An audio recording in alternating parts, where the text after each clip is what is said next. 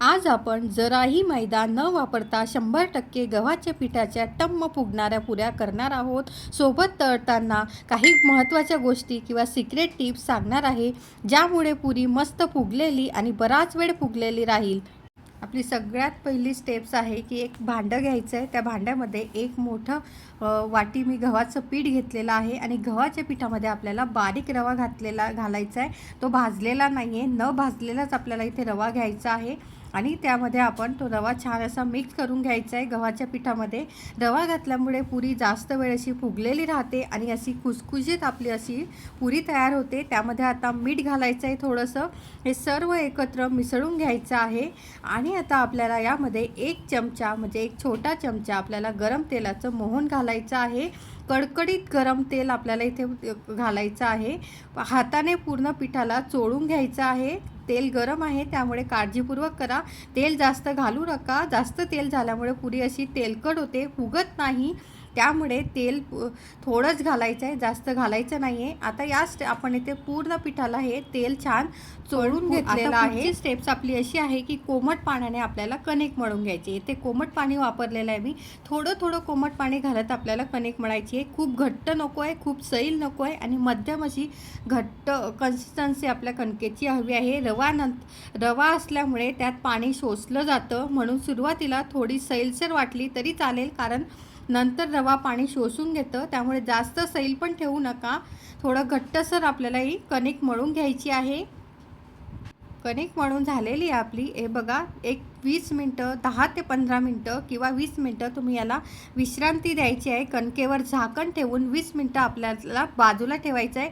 झाकण ठेवायच्या आधी कणकेला वरच्या साईडने थोडंसं पाणी लावून घ्यायचं आहे, जेणेकरून कणिक आपली ही सुकायला नको। त्यामुळे वरच्या साईडने थोडंसं पाण्याचा हात लावायचा आहे आणि त्यानंतर आपल्याला झाकण ठेवून घ्यायचं आहे। कणिक पातळ होते, पुरी तेल पिल जर कणिक पातळ झाली तर पुऱ्या आपल्या तेलगट होतात, त्यामुळे ती काळजी आपण आधी घ्यायची आहे। कणिक आता 20 मिनटं झाल्यानंतर बघा पुन्हा आपल्याला छान अशी मळून घ्यायचं आहे। 20 मिनटानंतर आता कणिक मी पुन्हा थोडंसं हाताला तेल लावा आणि तेल लावल्यानंतर आपल्याला 2 ते 3 मिनटं कणिक आपल्याला छान मळून घ्यायची। बघा मी छान मळून घेतलेली आहे। जास्त तेल वापरू नका, फक्त हाताला लागेल इतकंच तेल लावायचं आहे आपल्याला। आता याचे आपल्याला समान असे गोळे तयार करून घ्यायचे आहेत। कणकेचे मी येथे 4 भाग करणार आहेत। रोल करून घ्यायचा आहे। रोल केल्यानंतर याचे असे एकसारखे आपल्याला 4 भाग करायचे आहेत। समान गोळे यासाठी करायचे की सर्व पुऱ्या एकसारख्या होतात, तळताना सोपं जातं, त्यासाठी आपण असे 4 गोळे केलेले आहेत। त्यातला आता 4 गोळे मी एका भांड्यामध्ये ते 3 काढून घेतलेत आणि त्यावर झाकण ठेवायचं आहे आणि एक गोळा आपल्याला छान जसं आपण पुरी लाटण्याची चपाती लाटतो त्या पद्धतीने आपल्याला याची पूर्ण चपाती लाटून घ्यायची आहे। आणि जर तेल आणि पीठ अजिबात वापरायचं नाही आहे। जर वाटलं तर आपलं जे लाटणं आहे त्या लाटण्याला तुम्ही तेल लावू शकतात।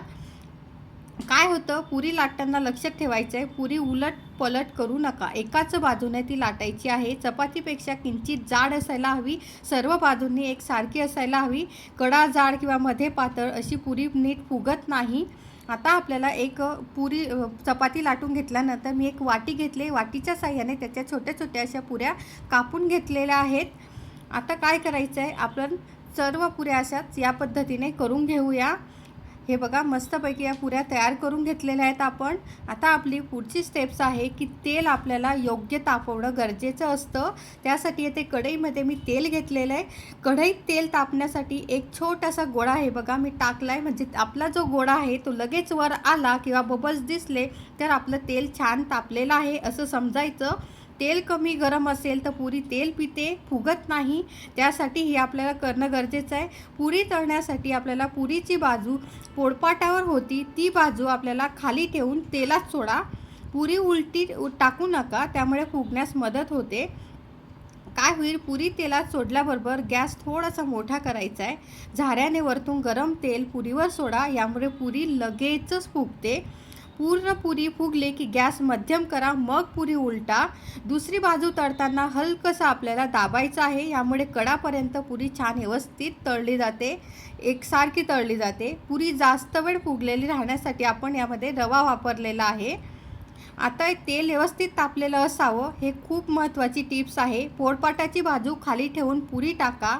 सुरुवातीला गॅस थोडासा आपल्याला मोठा ठेवायचा आहे. वरून पुरीवर तेल सोडायचं आहे आणि पुरी फुगल्यावर गॅस आपल्याला मध्यम करायचा आहे. ह्या मी तुम्हाला काही टिप्स सांगितल्यात. त्या टिप्स लक्षात ठेवून तुम्ही पुरी तळा. आपली पुरी नक्कीच फुगेल. खुसखुशीत आणि मस्त फुगणाऱ्या पुऱ्या आपण बनवलेल्या आहेत. फक्त कणकेची कन्सिस्टन्सी, तेलाचं तापमान आणि तळण्याची योग्य पद्धत लक्षात ठेवा. मग प्रत्येक पुरी तुमची ही टम्म फुगेलच.